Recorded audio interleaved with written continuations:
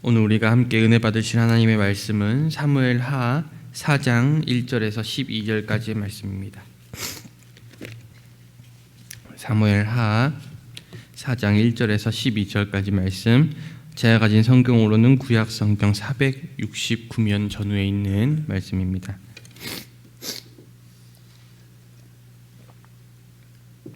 사무엘하 4장 1절에서 12절까지 말씀, 우리 다 찾으신 줄 믿고 다 같이 한 목소리로 합독하시겠습니다.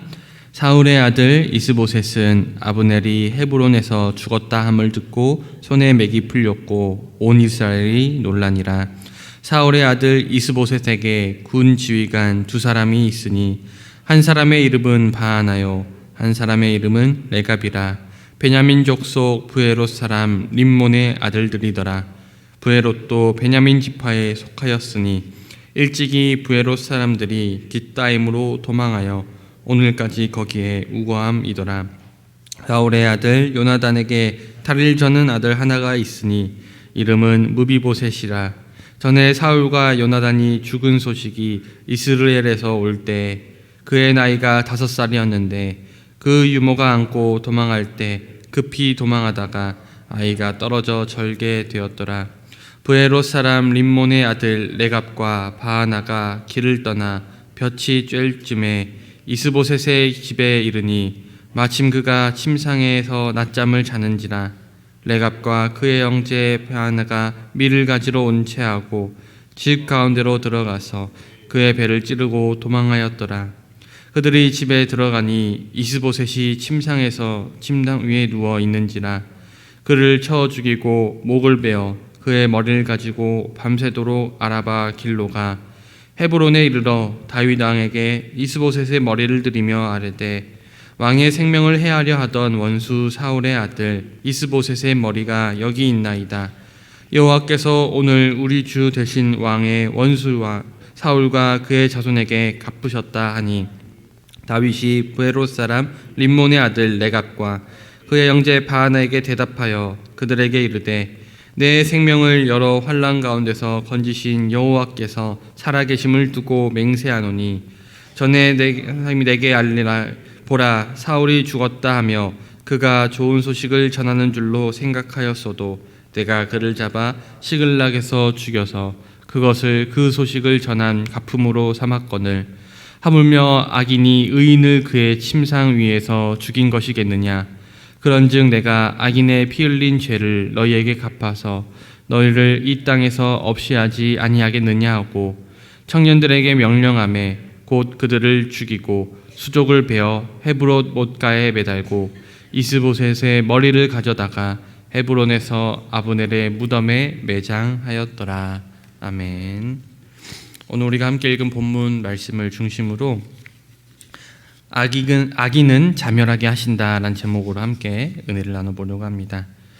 오늘 본문의 말씀은 사울의 집의 최후의 사람이라 할 수 있는 이스보셋의 최후를 보여줍니다.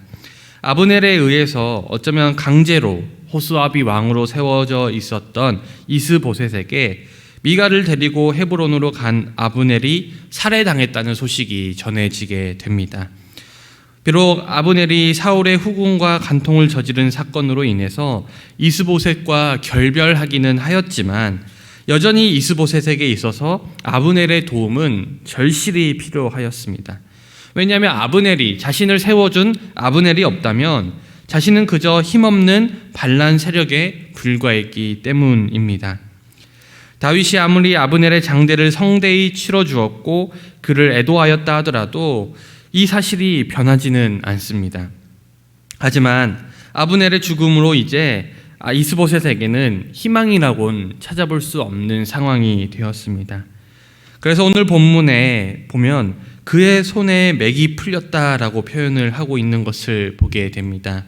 이 표현은 손을 강하게 하다와는 반대의 어감으로 이스보셋의 심정을 그려주고 있는 것이죠. 큰 충격으로 손에 힘이 빠져버린 겁니다. 아주 절망스러운 상황 때문에 그의 손에 힘이 빠져버린 것이죠. 더불어 이스라엘도 함께 놀랐다고 성경은 기록합니다.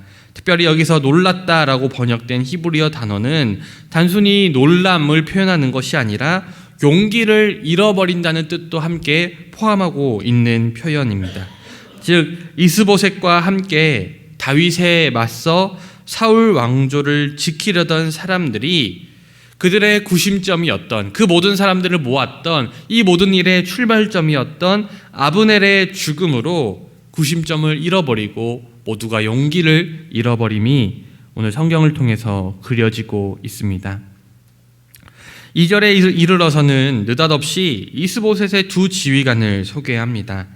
이들의 이름은 레갑과 바하나였는데 이들은 림몬이라는 베냐민 사람의 아들로 형제였습니다. 흥미로운 점은 이들의 출신지가 부에롯이라는 점입니다. 오늘 사무엘서 화자는 이 구절 마지막에 굳이 부에롯도 베냐민 지파로 여겨졌다라고 언급하면서 3절의 그 까닭을 설명하고 있습니다. 우리가 여호수아 9장 17절을 보면 부에롯은 기브온, 그비랴, 기럇 여아림과 더불어서 이스라엘에게 투항했던 가나안 족속임을 우리가 알 수 있습니다. 그러므로 오늘 화자가 이들이 베냐민 지파로 여겨졌다 하면서 이들의 출신지를 소개한 이유는 레갑과 바하나라는 이 사람들은 이스라엘 백성으로 여겨지기는 하였지만 사실은 가나안 출신이었다는 점을 언급하고 싶어서입니다. 여러분, 이러한 사람들, 이스라엘의 적통도 아니라 가나안 출신의 사람들에게 이스보셋의 군 지휘관의 역할을 맡겼다는 것은 이스보셋의 군 조직이 이스라엘 백성들에게 지지를 받지 못했을 것이라고 충분히 추측할 수 있게 하는 점이죠. 이들은 정통성을 내세웠지만 사실은 이 군대 장관의 출신들만 보아도 이들이 얼마나 오합지졸에 불과했는지를 우리가 알게 되는 것입니다. 4절에서 화자는 눈길을 돌려서 다시 한번 또 한 사람을 소개합니다. 여기서는 전사한 요나단에게 다리를 절던 아들이 있었다고 소개되는데 그 요나단의 아들의 이름 무비보셋이었습니다. 그는 5살 때 사울과 요나단이 전사했다는 소식을 들은 유모가 안고 급히 도망하다가 떨어뜨려서 다리를 다치게 되었습니다. 이때 무비보셋은 지금 이 말씀이 전해질 당시에 무비보셋은 약 13세 정도였을 것입니다.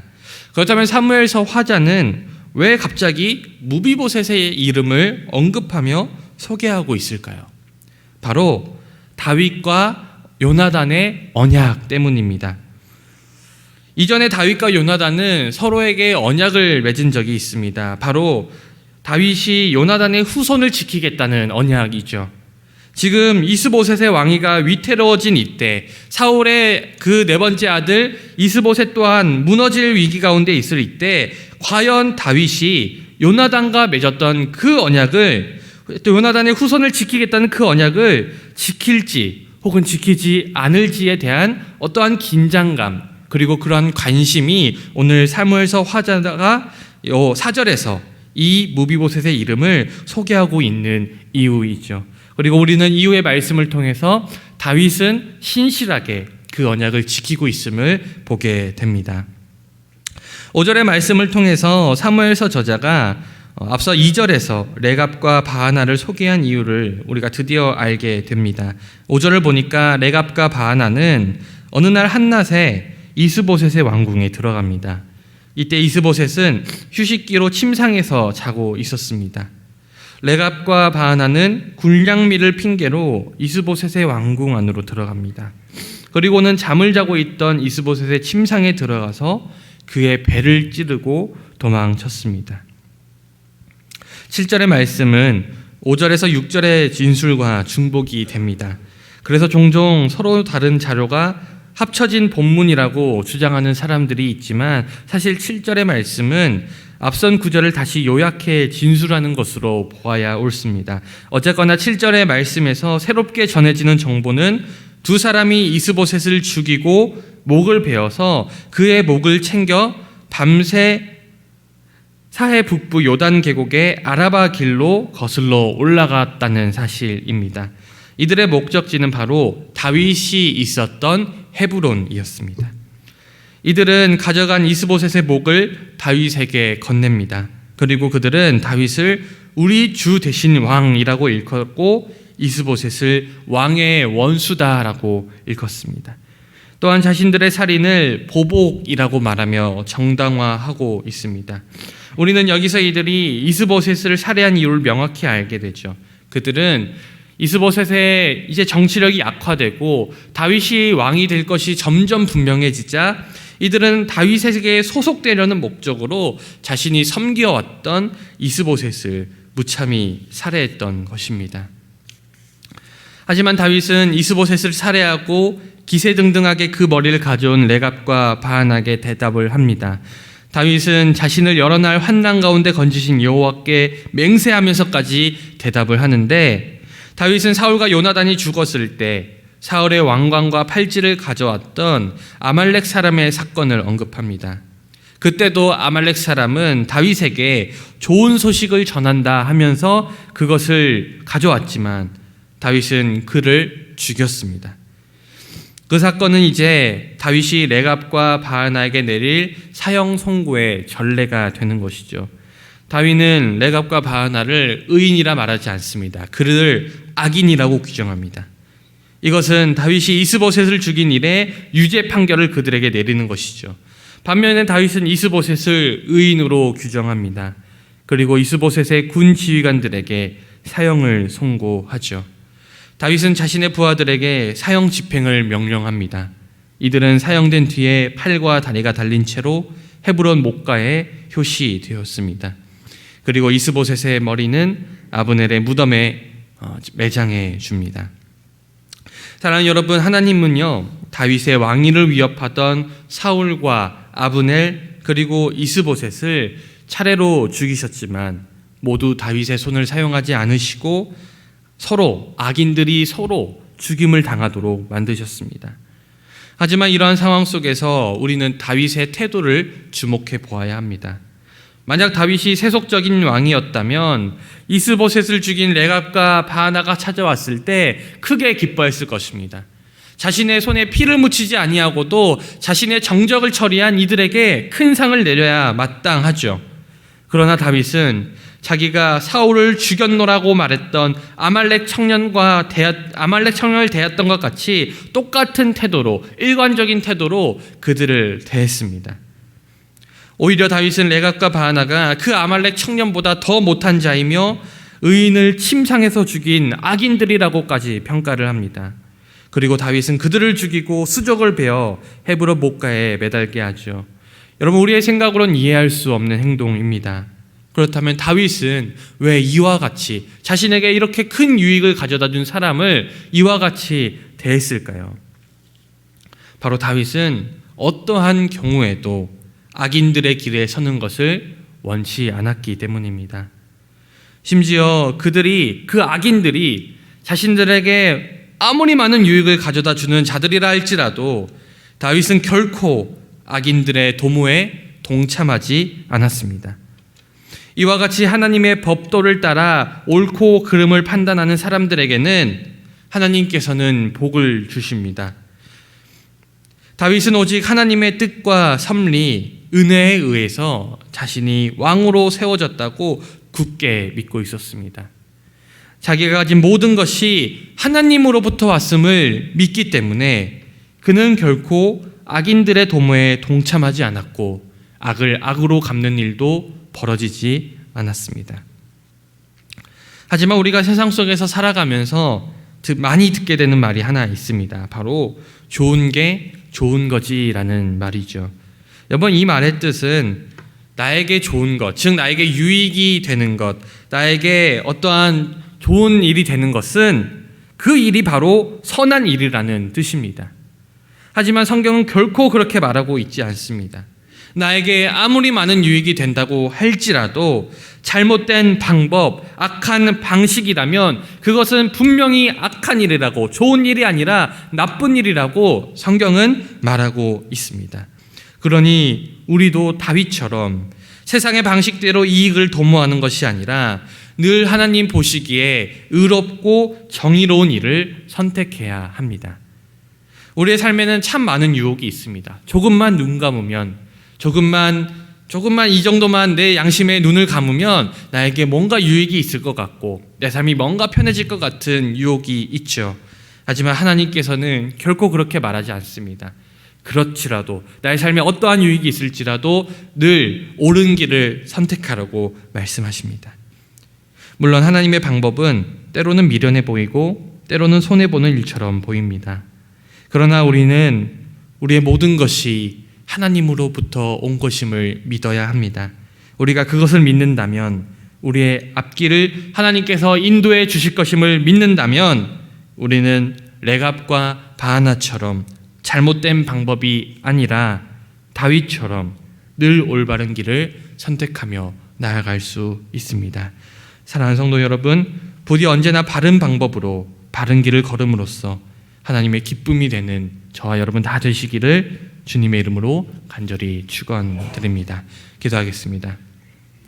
사랑과 은혜가 충만하신 하나님 아버지, 오늘 다윗의 모습을 통하여서 언제나 옳은 길을 선택하고 언제나 정의로운 길을 선택해야 함을 다시 한번 깨닫게 하시니 감사합니다.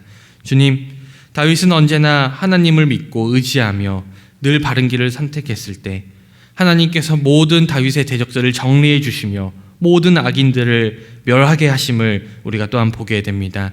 우리가 세상 속에 살아갈 때 아버지, 아무리 많은 유혹이 있더라도 오늘 다윗의 말씀을 붙잡고 우리가 끝까지 옳은 방법, 하나님이 기뻐하시는 방법으로 나아갈 수 있도록 주의 힘과 능력을 더하여 주시옵소서.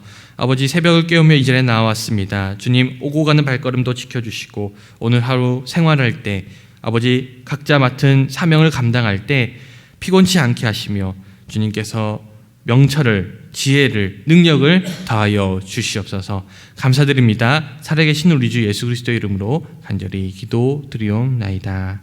아멘.